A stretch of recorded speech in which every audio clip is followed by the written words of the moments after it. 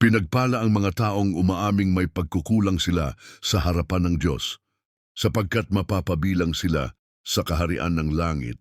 Pinagpala ang mga naghihinagpis, sapagkat aaliwin sila ng Diyos. Pinagpala ang mga taong mapagpakumbaba, sapagkat sila ang magmamana sa buong daigdig. Pinagpala ang mga taong labis na naghahangad na tuparin ang kalooban ng Diyos, sapagkat sila'y masisiyahan. Pinagpala ang mga taong mahabagin, sapagkat kahahabagan din sila ng Diyos.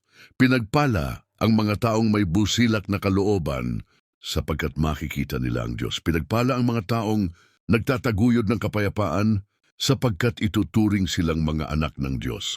Pinagpala ang mga taong inuusig dahil sa pagsunod nila sa kalooban ng Diyos, sapagkat mapapabilang sila sa kaharian ng langit.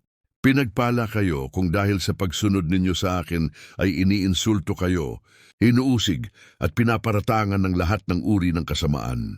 Magalak kayo at matuwa sapagkat malaki ang gantimpala ninyo sa langit.